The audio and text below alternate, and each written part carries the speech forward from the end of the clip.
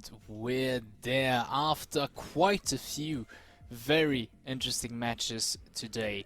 We are at the last match of tonight here at the ESLOL 2nd Division. For the last time of today, I re-invite by my side the good, the only, to the window. To the Welcome back. wall. Which wall? All the walls. Gotta touch the walls, they're so fluffy. Touch the fluffy wall, touch the fluffy wall. Are your walls fluffy? What century are you living in? Have you never seen that movie Get Him to the Geek? No. Okay then. And I just And don't I will have the teach you. reference. Yeah, I will teach you. Well, teach me. Is there a course about this movie? There's a trailer about Confused. this movie, but it doesn't matter now. Anyways, back to our sheep, and we already have a champ select. I was going to say Once Upon a Team versus Aurora. For Aurora, it's the chance to get back into the race for the playoffs, as it could tie with Next, Dynasty, and German Gang, which are each at 6 points currently. While for Once Upon a Team, it's the chance to reclaim Samama and cripple Aurora in their race back to the playoffs. 2 spots still open, so definitely an important match. And we started off with a few classic bands like Gragas, good old Gragas band.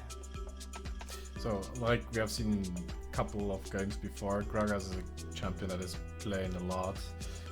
Now seeing like the bands from Aurora with Tristana and Kaiser, it just feels like they have watched the last game and just felt like, okay, let's just ban these games, because these mind games, we won't take those. On the other side, we have Once Upon a Team going for Gragas, we have Once Rakan, and we have a Blitzcrank band. Also, the third band from Aurora is Rel. So we have a lot of engage. They surely do not want to see a lot of engage. Like, also Kaiser and Tristana are really engagey champions. So I have like the hypothesis, but now with Jinx it's kind of cleared out with. So Jinx, only way to play it, bot lane. So we're going to have that hyperscaling ADC on the bot lane.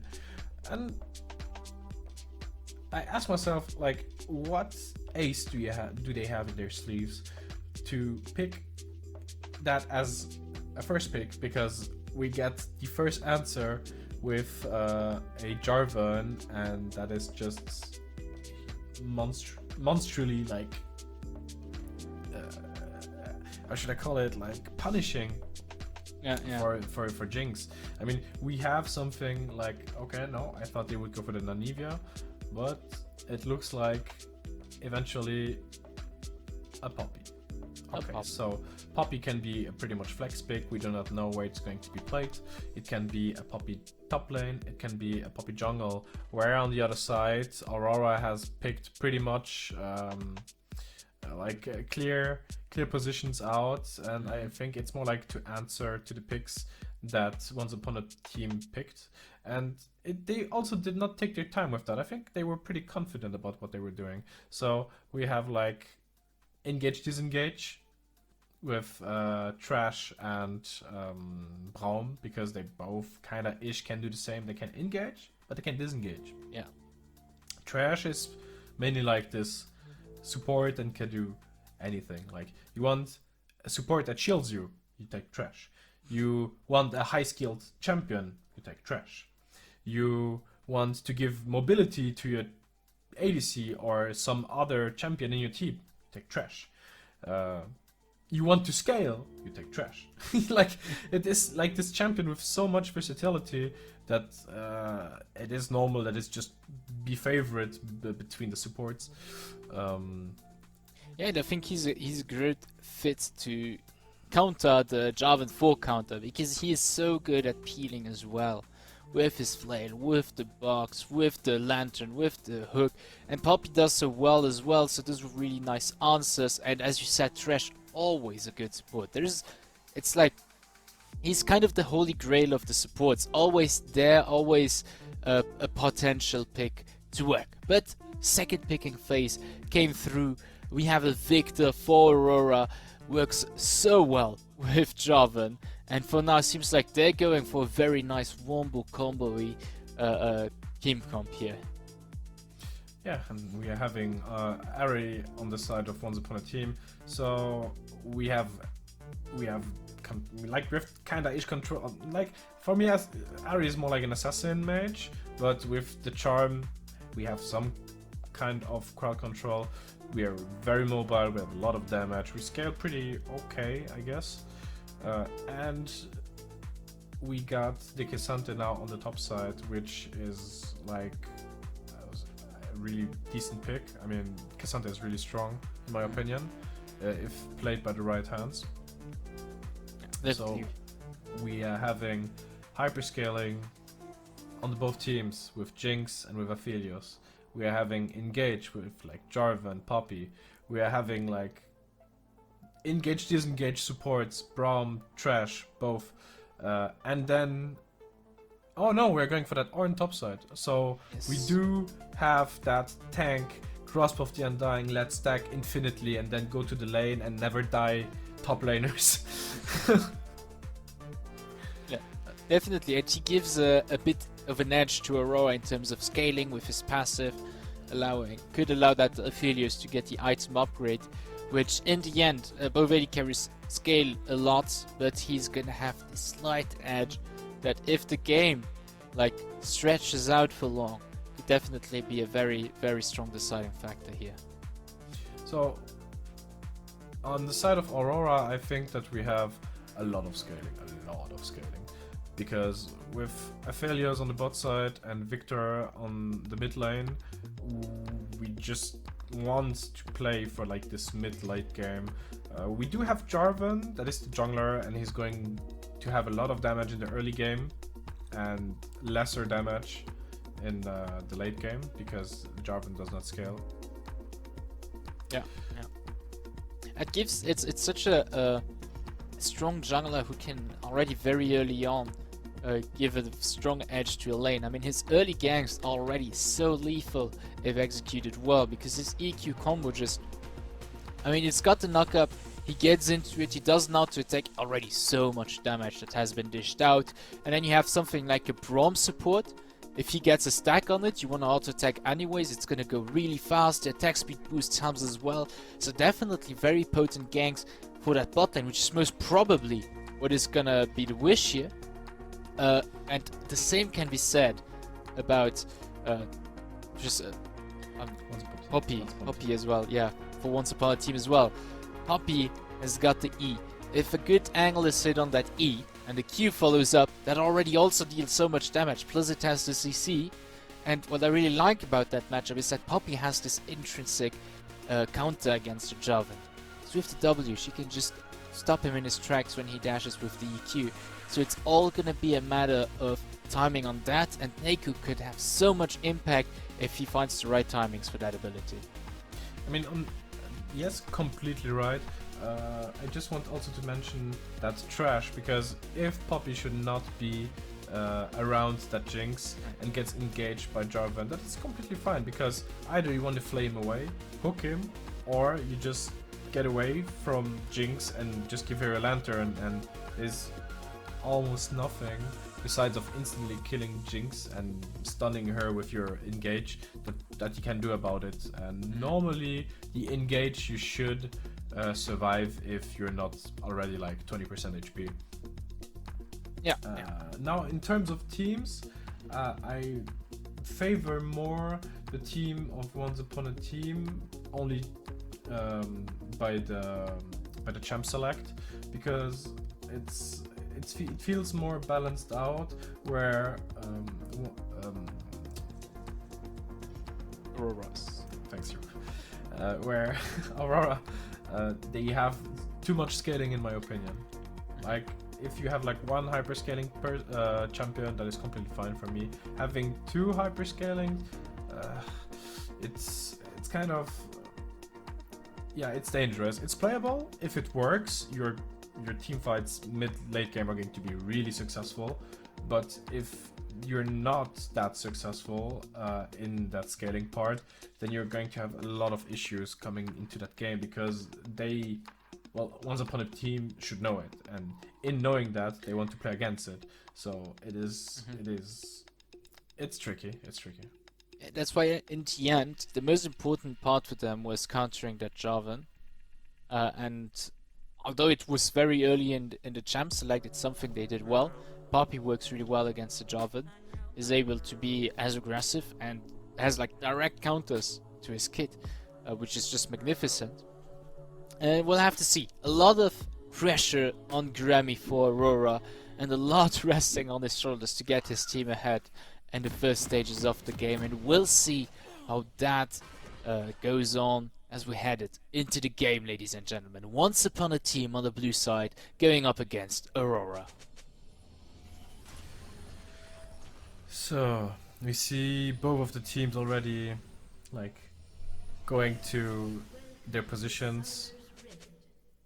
I will be wrong, as all the games they say again that they are going to close it, but actually they're just going to wait, and then they will probably try to get for that vision.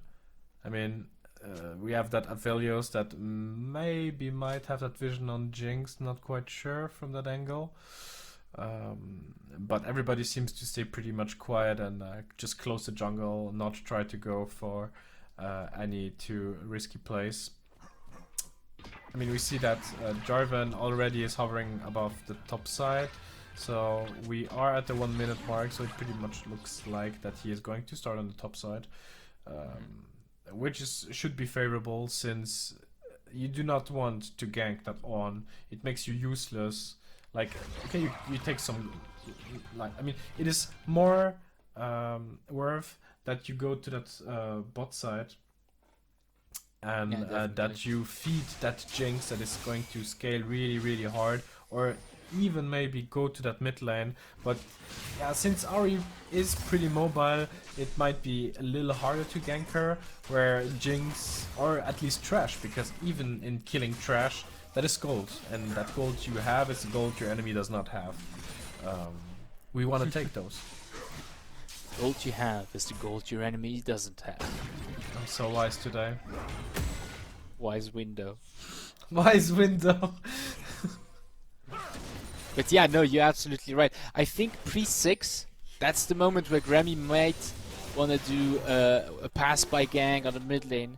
Maybe get the flash out, giving Nathal the opportunity to maybe get a kill.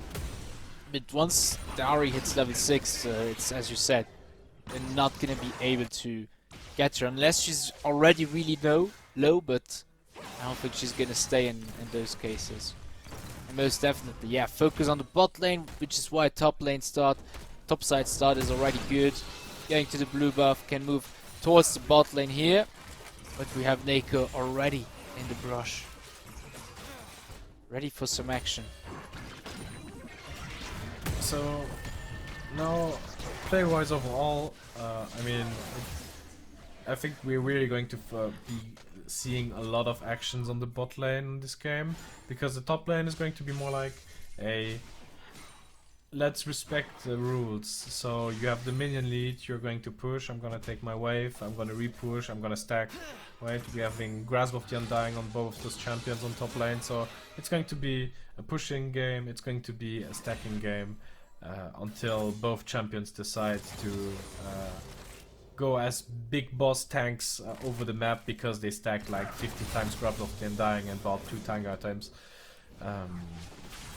Yeah, I think it's going to be pretty much the basics of it. Now on the mid lane, I think that that Victor needs to get some attention, because Ahri will be pretty much aggressive through her mobility. I mean, Victor needs to hit his abilities, and I mean Ahri too, but since Ahri is so mobile, some of the abilities might be harder to hit.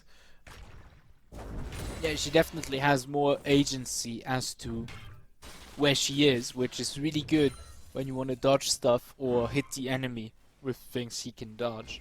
And I think pre-6, maybe get a gank that could be really, really good, because as I said, once she's level 6 as a Spirit Rush, it's almost impossible to catch her.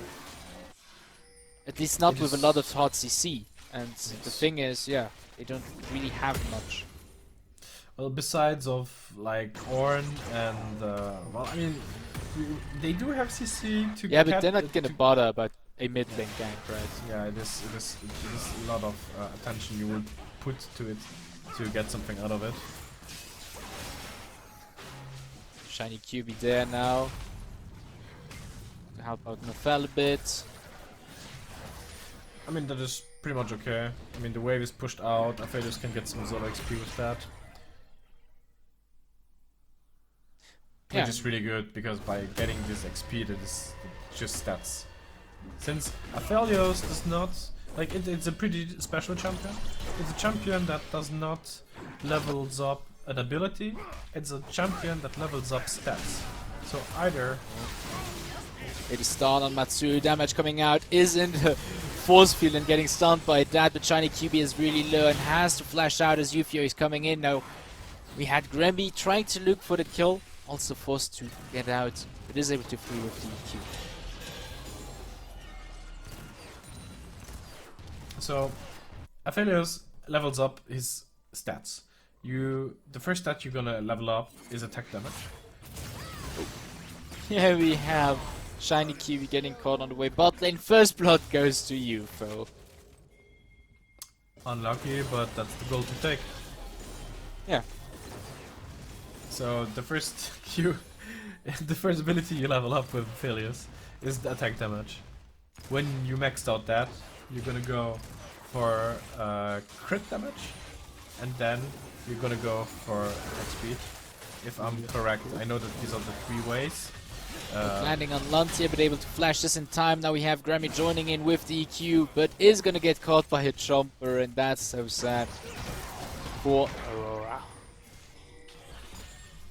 Some more movement, however. Both junglers now there, but Mastery is as well. No, the stun of Shiny QB against the wall, and now it's 4v2. Lantia getting really low, tries to still get a kill, is able to get away a bit. No, Master comes in with the Spirit Rush, picks up the kill. Luckily for them, the Thal came just in time to pick up the kill on the enemy AD carry, and now they try to go for Master, is forced to flash under the turret. Is it gonna be enough? No, they survive.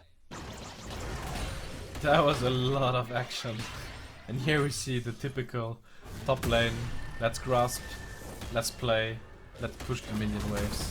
I mean, this is a really traditional tank lane that is normally less, I mean, not attractive, but more bullying each other and hitting each other and stacking Grasp of the Undying. Yeah. So gold overall, we're having a 1k advantage for Once Upon a Team. So it is some gold, but not to have a bigger impact at this state of the game. Yeah, absolutely. But it is a base to build off of, and Once Upon a Team has already been playing pretty good in this game. If they keep that up, might be able to secure a larger lead than that. Now Drake is up, and Terrell 2 as well, soon. So we have a lot of movement around the mid lane, around the Drake. So in my opinion, they're looking for a catch, so they have the man advantage, like the manpower advantage for the Drake. But since Victor stays on the tower, I mean, this is pretty much free for them. They do lose playthings, and also maybe some farm. But all in all, still able to get back to the lane in time. 3 Drake is always pretty good. Now they're back. Put some action on that bot lane as well. All in all, a good rotation from Once Upon a Team. Yeah, we having already 2k, so now that's the part where it starts becoming fully item advantages for the more specific players. For example, now on the top side we have like a 13 CS lead, mid lane we have a 12 CS lead. might not be a lot now, but if it keeps statistically in this way, it might add up and really become a problem for Aurora. Yeah, absolutely. Especially since now Neko just went from Drake straight to Herald, picking up the second map objective, or early game map objective for his team. And very strong one at that, because Herald is means big push, and big push at this time of the game means big money, no whammies. So you have two ways of winning your game. You have the way of ending it really fast, and you have the way of slowly but surely playing your game out. So that one is with champions that you do not want to scale with because they are more efficient in early, and the other are the opposite.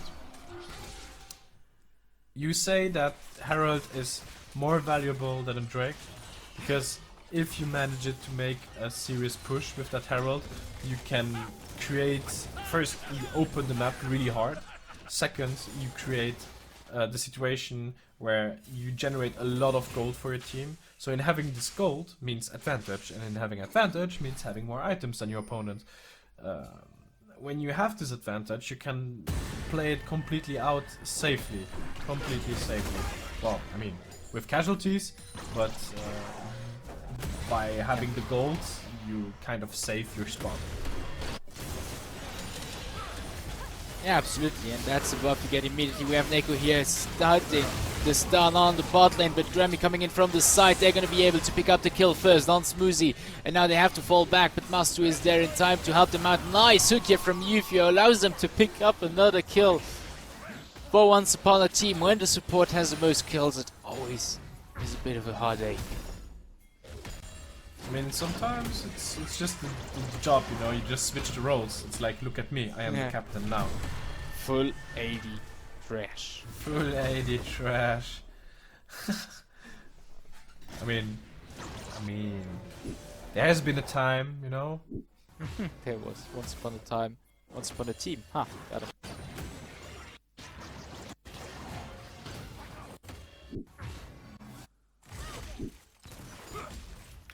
So back into the actual, we're having a 1.7 gold lead for Once Upon a Team, so it's pretty much okay. Okay, it's still procced. Okay. I was afraid that the Herald would have been not played out by Once Upon a Team, but it's pretty okay like that. Farm-wise, top lane, we are starting to see a bigger difference.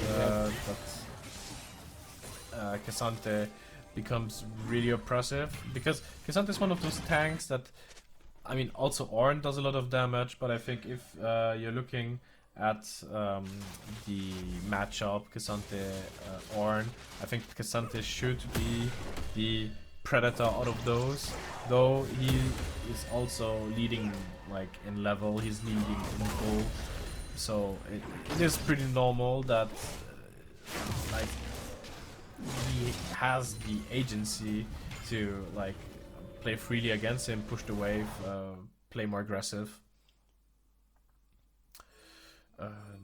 Now on mid lane, also pretty even with 1 kill each, and farm still pretty much even. So, I mean, even though we're having 2k gold difference from Once Upon a Team to Aura, it is like as fairly like put between the 5 players that it's not like making a monstrous difference. Definitely. I think it's really funny, the source of it. I mean, actually maybe Thresh might have a very good edge on Braum because of that. There might be a bigger lead. You can also see that Octomarus was able to get 1 white, although he doesn't have upgraded boots, so well. But yeah, Drake is up. Once Upon a Team immediately rotates to it to take their second Drake of the game, getting 1 step closer to the soul, already halfway there. Not gonna be contested. Val on the side. Looking for an angle, but not finding it. Now a hook from Theo and Shiny QB as they go all in. Optimal is already getting really low from Lantia, but he won some time as the rest of his team was able to join in. Grammy is the first to fall at the hands of Once Upon a Team, and now Smoothie a bit out of position is going to get caught by NFL. And Once Upon a Team decides to fall back as they have a Maelstrom coming in. Chaos Storm from NFL. The situation is diffused. So it was really unlucky because, I mean, Trash went for that engage, and the engage was pretty much okay, but the Lantern was the problem. I mean, the Lantern just put that Jinx completely out of position, so that when all the CC came in, she was forced to flash and still died. I mean, as we can see now, we see that there are 3 people on mid lane, and where the hook comes, and you see the Lantern, you tell yourself, okay, I cannot go that far, and Jinx still did go that far, because she did not see that Ornn was there. So without Ornn, the play might have been pretty good, but since the whole team was there and the Ornn with the CC just like completely put Jinx out of game, I mean, out of this team fight. Yes. Albeit being behind in gold and Drake's, Aurora was still able to put up a very good fight. Not letting themselves get pushed around by Once Upon a Team. Yeah, next objective is up. Herald back on the map. I think that's what both teams should be looking for.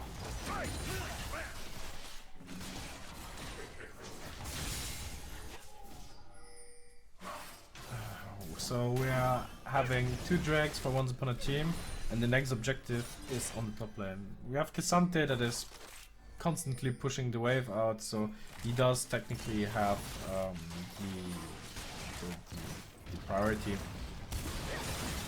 And he decides to go it, while the rest of his team makes diversion a bit on the mid lane.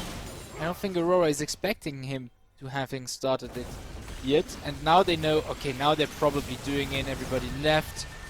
There's already quite a bit of damage which has befallen the Herald, and it does go to Once Upon a Team, uncontested.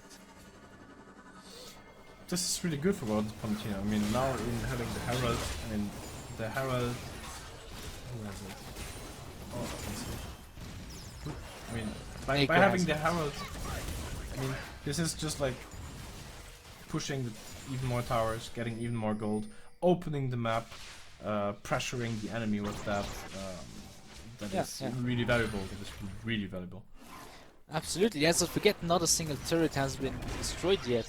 So getting that turret, which the Herald helps a lot with, allows one team to get his first turret money, which is always welcome. And yeah, it's a back and forth. Bot lane gets pushed by one, then by the other. Mid lane gets pushed by one, then by the other. Only top lane you have Octomalus putting constant pressure on Gilgamesh, but his wave also just dies too fast as it arrives on the turret, so he's unable to really put a big dent into it. So game state wise, I think that we are going in a direction that is favorable for Aurora, in my opinion, since you have the Victor and the Aphelios, so one person that scales better. Then on the, like, in my opinion, I think that Aphelios and Victor scale both better than Auri. So the late game is more secured for those champions. Though we have a hook in the jungle, Nefal getting caught by Once Upon a Team as they pick themselves a kill up. And with that also tier 1 on the bot lane without even using Herald. I think they might be thinking about placing it bot side as Wave is ready to go towards that turret and Drake is about to spawn. I mean, it's one thing having... Ooh, right? There was a lot of action. This one, Cataclysm just missing, Shiny Kiwi getting pulled a bit into the turret. Now Neko is just right there to get them, but yeah, no stunsies allows him to escape with a flash. So, like I said, it's one thing to have a superior champion design, but it's another thing in the execution of a game. So you can have a better champion in specific situations, but if you get caught or get outplayed by your opponents, this will definitely not help out that you're like the better character at the moment, at that moment of the game. Absolutely.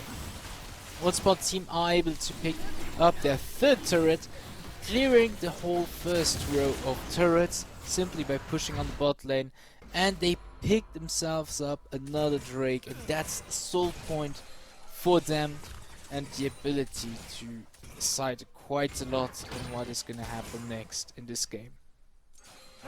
So the soul is always something really important. I mean, if it comes to that point that you needed to win, it's like imperative to get it. You cannot not play for Drake. Though Once Upon a Team does not seem to be in a position at the moment that they need to struggle too much to go to these Drakes. I mean, also Aurora didn't really seem to like put a lot of effort into these Drakes. The engage from Grammy Cataclysm lands on Ufio. Both get really low, and Gilgamesh did throw out the ram. They did get the shutdown money of Ufio, who had 2 kills with that quite a bit of shutdown money. They keep the push going. Only 2 members of Once Upon a Team are not going to be able to defend much, and they pick themselves up a first tier turret on the mid lane, and with that some objective. Bounty Master coming from the side picks up Grammy in a matter of a second, and fight goes on as Once Upon a Team finds a second breath. But Master has to be very careful. The Moon Crash does a lot of damage, and he is able to escape barely with his life. And with that, Once Upon a Team decides to fall back. However, in the meantime, bot lane, what is going on? Arctimalus with the Rift Herald taking up the first inhib turret of the game. And that is very valuable. I mean, in my opinion, at that stage of the game, it is really valuable. But like we can see in the replay, so we have Jarvan just instantly engaging into that trash after he missed the hook, and after that one CC came after the other one, and yeah, it was really like advantageful for Aurora. Like that was really a nice play. And I think Neiko played this, however, really well. Here we have the pickup, and then the situation that diffuses. But look at those E's from this Poppy player.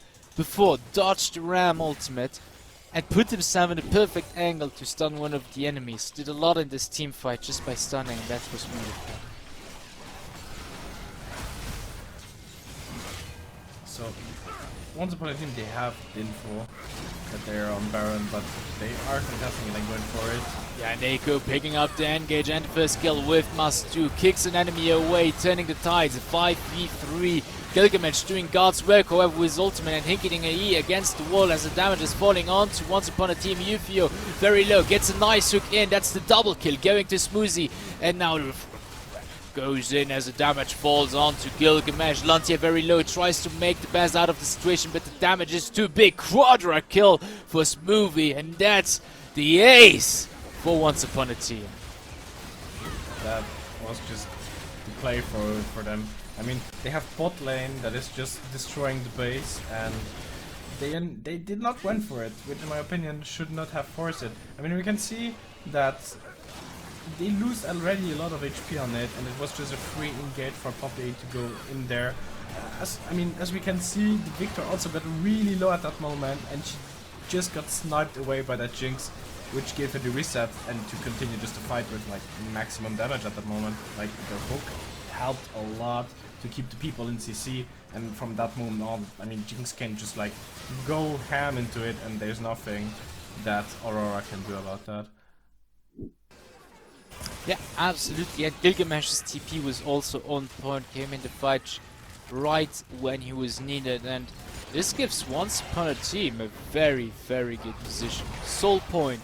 Bot lane is pushing automatically, and they have Baron buff, so they could put their resources all on the mid and top lane. Malus missing his ulti there. Mastu might get caught. No, it's Nari.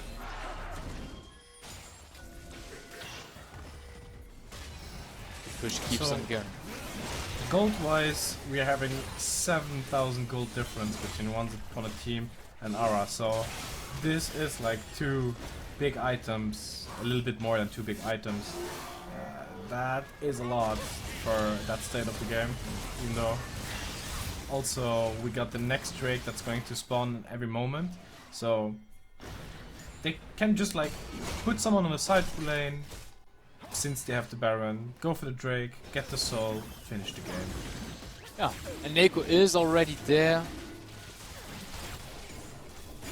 Able to just grab it with Smoothie. This will go really fast. Wave's still pushing, and it's open in him. He's doing so much for Once Upon a Team right now, in my opinion. Because the Aurora always has to send someone there. They always have to keep it in check, or it's just gonna break the base, because there is already one Nexus turret missing.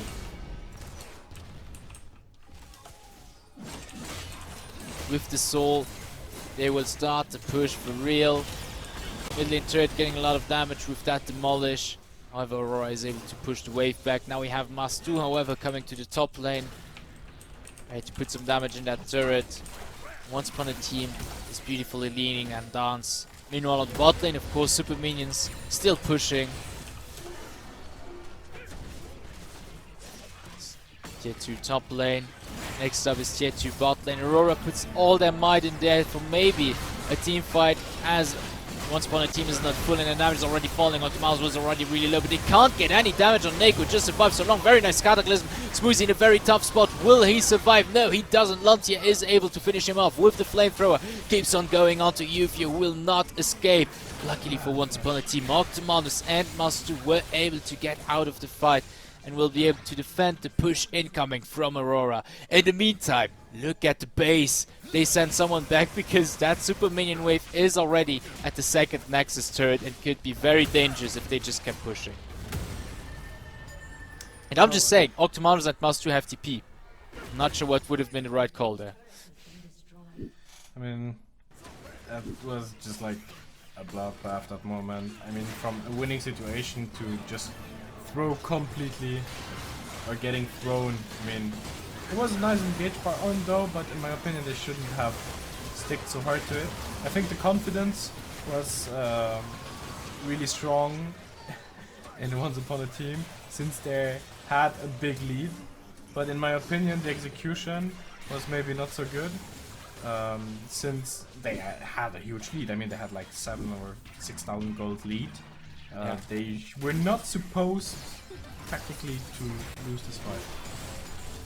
But Aurora did this really well. I mean, Orin had a nice engage, and from there on they just chain CC. Yeah, absolutely. Keep the push going, however, take that tier 2 on the bot lane, on the mid lane. Wow. I'm bad with directions. And now they need to get that inhib back, so this was a really strong tool for them. And now it's not up, so it's gonna be a bit rougher. They still are 6k gold ahead and have a Dragon Soul, so I mean, the ball is still in their court, quite literally. They just need to find the right angle. Baron is spawning in 1 minute 30, that could be one, but that starts pushing it a bit too far, as the upgraded items of Warren have come out, meaning Aurora also is starting to slowly come back, especially with the team fight just now.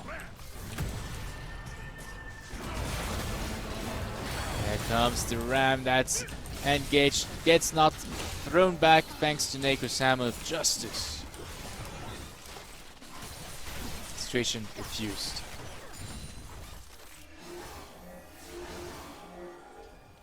So we are having a little shutdown on Cassante.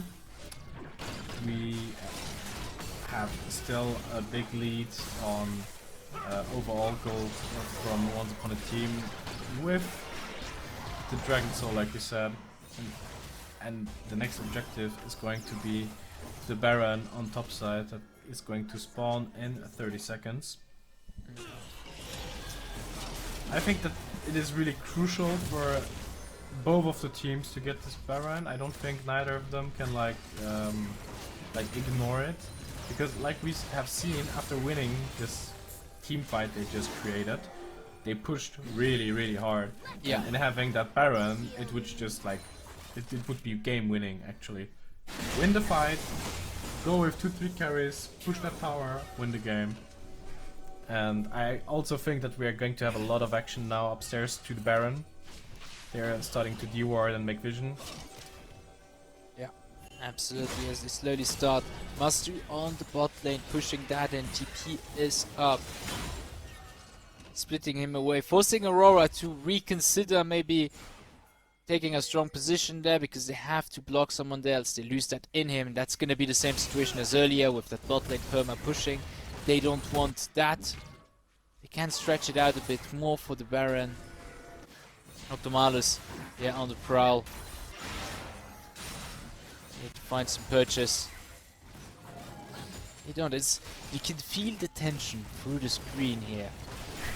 It's everything on the line now. As you've said, if Aurora gets that Baron, they can push so hard with the objective point. They can get back in the game, and here is the engage TP coming in from Gilgamesh, but it's looking dire already. Octomaz is already really low. We have Natal flashing in with the Chaos Drop. Swizzy had to fall back for a bit, and the situation doesn't look good for his team because of that. First one to fall is Octomaz, and with that, Aurora is one step ahead. 5v4, they have the upper hand. So, first of all, they were 5v4.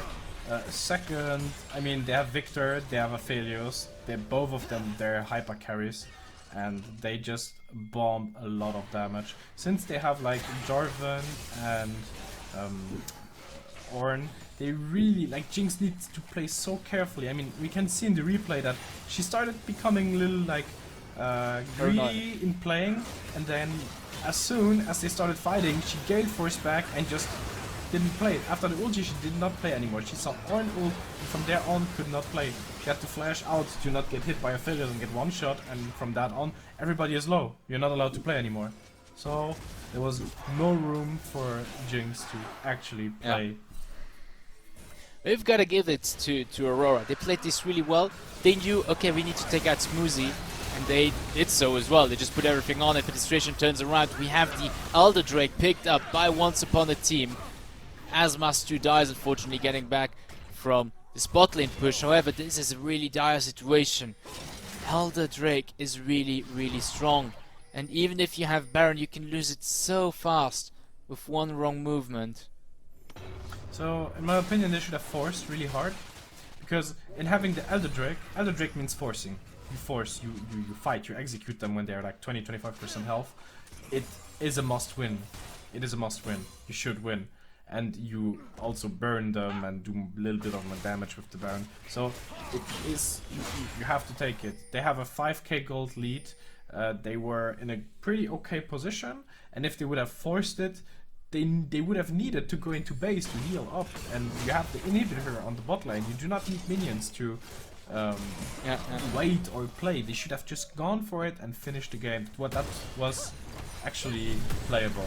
I think there is a fear since they lost the previous fights, but in having the Elder Drake, you should be totally confident. Yeah, and let's not forget, that Nexus is absolutely naked. It's wide open. There's no turret at it. You can just put the push in it. We have the TP coming in from Mass 2. So they are grouping up. They are looking for the fight.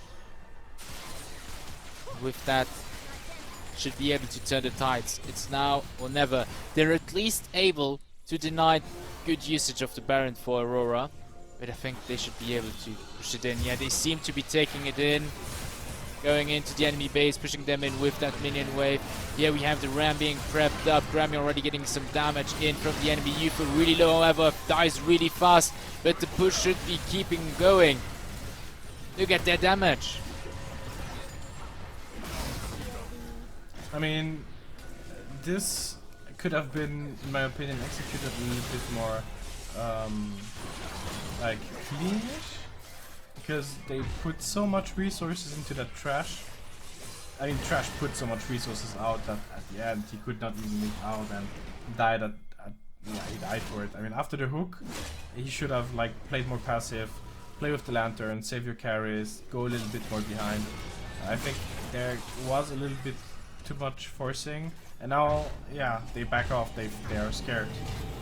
But even though, in my opinion, they could have continued playing, because if they lose HP, they need to go into that base.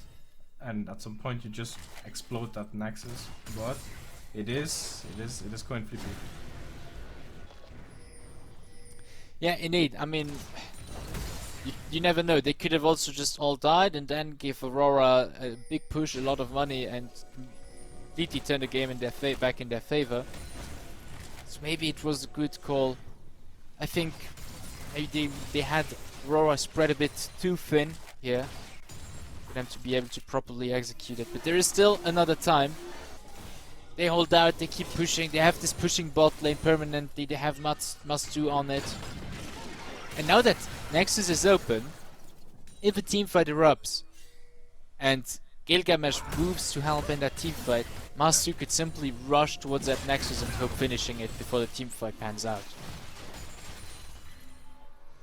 Yeah, I think they want also to put more attention towards top lane since Ari is on the bot side. So they can actually split Aurora into several pieces so that they're not too close to each other. They've built up a very nice wave here as well. Exactly, so they can also put pressure on the top side and get the top lane tower in inhibitor. Yeah, and Aurora is going all in. Grammy in the middle of them is already taking quite a lot of damage. This is looking good. Smoothie picks up the first kill with Octomalus. One man down for Aurora. Lantia very close able to put some nice damage on Octomalus, who will be dying. And Masu indeed does go for the pushy and will be able to win enough time to get the Nexus. And that's a win for Once Upon a Team. The redemption is there.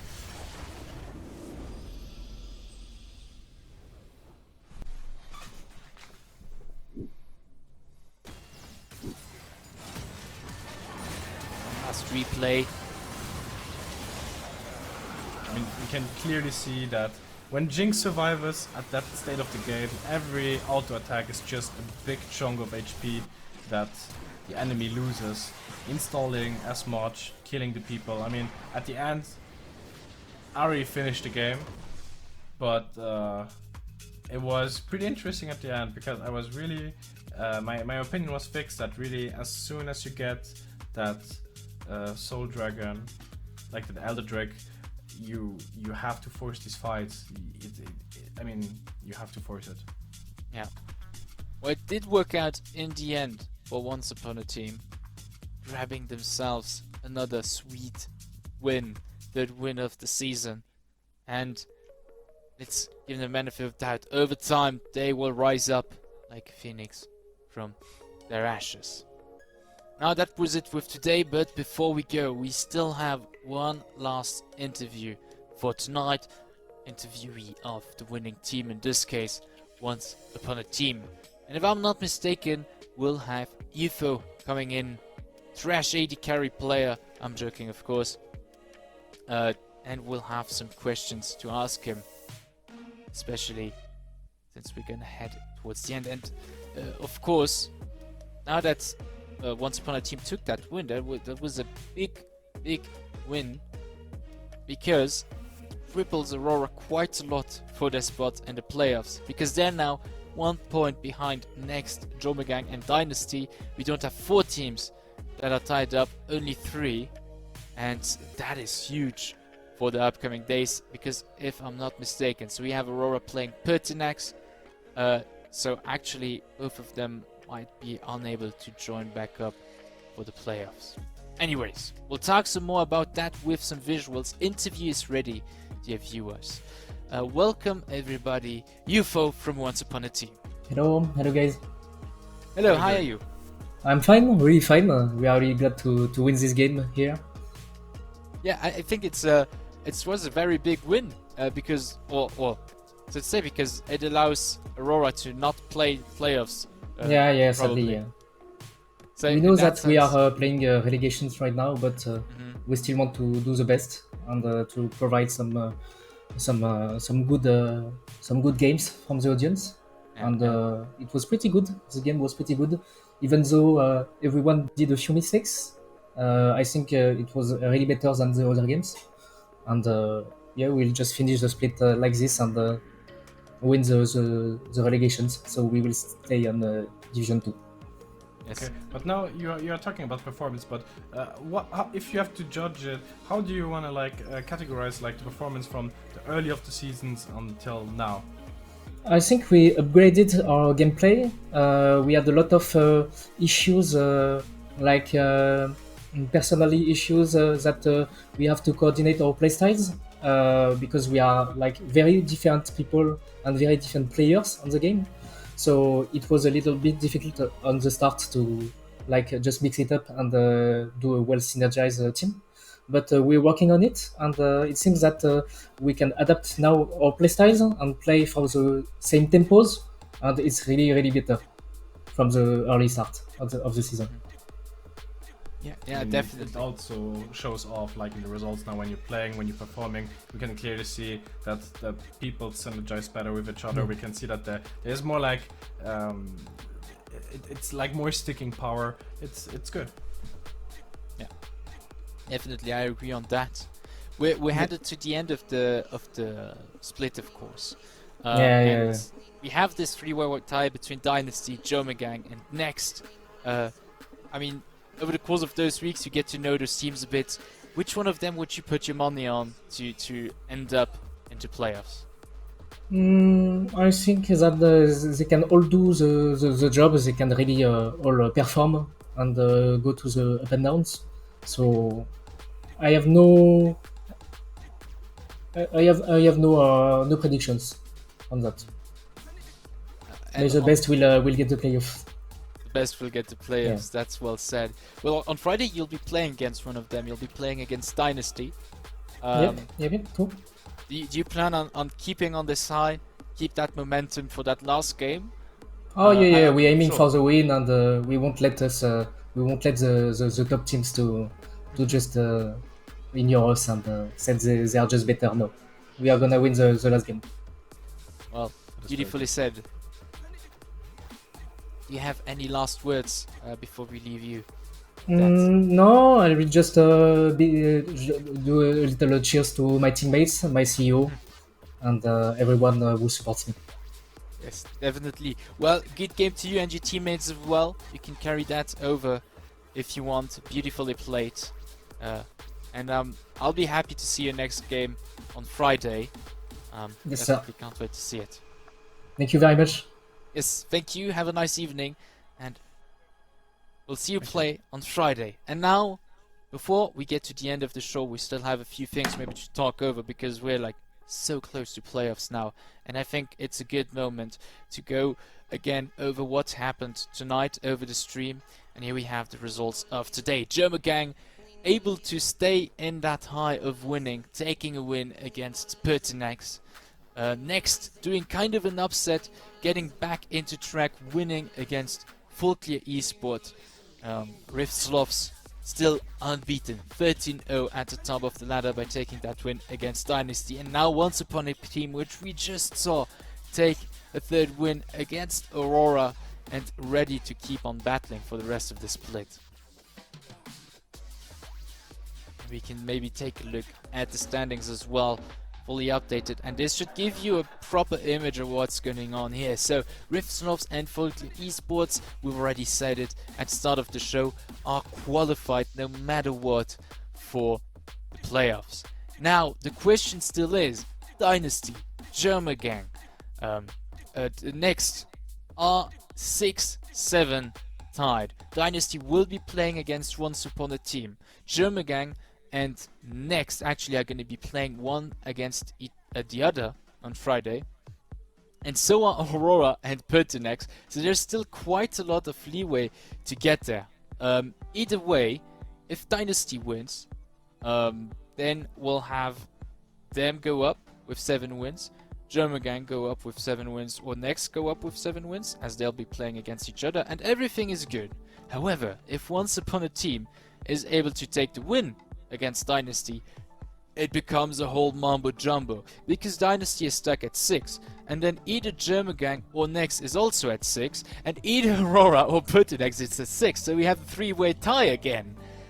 So there's definitely nothing that is set yet for that 4th spot at playoffs. Anything is still open on that point, so definitely tune in on a Friday, I would say, so you can follow what happens and who goes to playoffs. Alright, any last words to that? It was a pleasure, like always. and I'm really excited to see how Friday is going to be. So don't forget to tune in next Friday at 7, and yeah, we'll see each other, or we'll see the stream now on Friday at 7 for the next games. Yes. See you on Friday.